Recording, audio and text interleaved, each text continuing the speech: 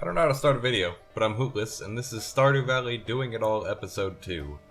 So, in this one, we just continue making, advancements in our crop field. So we harvest whatever grows, we buy more parsnip seeds because I'm trying to get to 5 gold star parsnips, and then I just plant more parsnips, basically. We can't really do a whole lot else.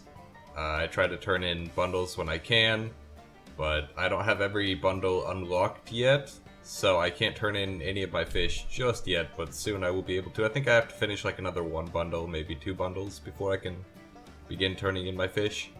Which is totally fine, because I can always just store the fish that I have until they can be put into bundles.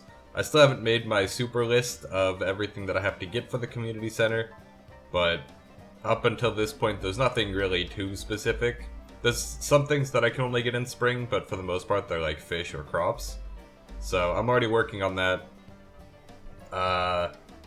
There's only 2 fish left that are exclusive to spring, I think.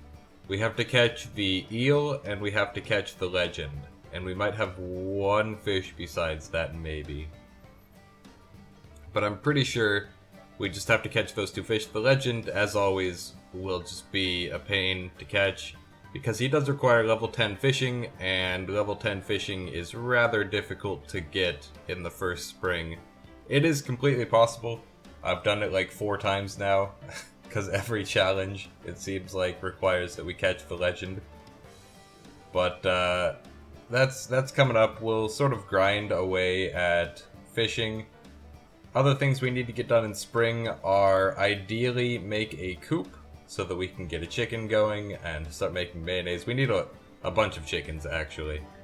Like, basically we need however many villagers there are that like mayonnaise, or that could accept mayonnaise. We need that many times 2 divided by 7. So I'll have to count up, like, exactly how many villagers that is. But we have, like, the amount we make each day, like, okay, hold on. I'm getting confused here. The amount of mayonnaise that we need per week is twice the number of villagers that will accept that as a gift, because, we can only give 2 gifts per week, and that's just how that works.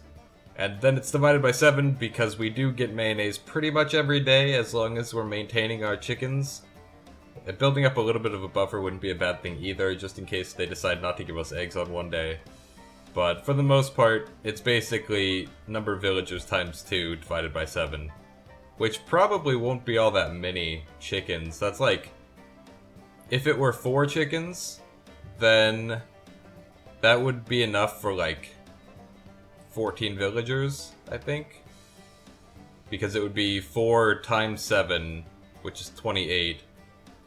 Divided by 2 for the 2 gifts per week. So it would be 14 villagers off of 4 chickens. And that would be pretty good. Again, I'll have to check how many villagers actually accept mayonnaise as gifts, and then I'll also have to be able to make sashimi for the rest of them. And when we can do that, we can start raising all of the villagers' happiness. I'm probably not going to have like 2 days a week where I look for every single person. I'll just sort of, like, throughout the week, try to give gifts to whoever I see. Just carry the mayonnaise on me at all times. And then, on like the last 2 or 3 days of the week, I'll search out anybody that I have left and give them all gifts. I can only give people 1 gift a day, so I do have to find everybody twice a week. And that'll be a little bit difficult for me because, I don't really have a lot of experience with, building up social relationships with the villagers outside of, like, Leia. And that's the only person I've ever really put effort into getting hearts with. So that'll be a challenge. And beyond that, I think we don't have a whole lot to do that's specific to spring. We have, like, some things that we've got to do, and other things that we can do. For example, if I could plant some kind of fruit tree before the end of spring that yields in summer, we could get a yield from that, and that would give us part of the artisan bundle, I want to say, can accept fruit. So we'll probably do that. We'll take the mushroom cave when we get the option from Demetrius. And that'll help us complete a few things because the exotic foraging bundle does mushrooms. And the field research bundle requires a purple mushroom. The cook bundle needs a red mushroom, I want to say. But we need mushrooms for a whole bunch of things. We also need fruit for a whole bunch of things, but it's a lot less likely that we get the fruit that we need because there's so many more fruits that can appear than it is that we get mushrooms that we need. So I'll be getting the mushroom cave. Fruits, for the most part, we can get by with just getting an apple and a pomegranate tree growing during the summer. That'll give us like 2 kinds of fruits, apples and pomegranates, during fall. And we can use apples for the fodder bundle, the artisan bundle, and I think that's it for apples. And then pomegranates we can use for the enchanter bundle and the artisan bundle. Plus we can brew either... Yeah, I guess not really brew. Like, we can ferment either of those into wine, and that'll be going towards the enchanter's bundle. We have a few other things. Like I said, I'll make an entire list so that I know exactly what I have to get done in spring before it's too late. And other than that, we're coming up on the end of the video here, I think. Well, like, 30 seconds off, but still. Just doing a little bit of fishing on this bird that for some reason is completely unfazed.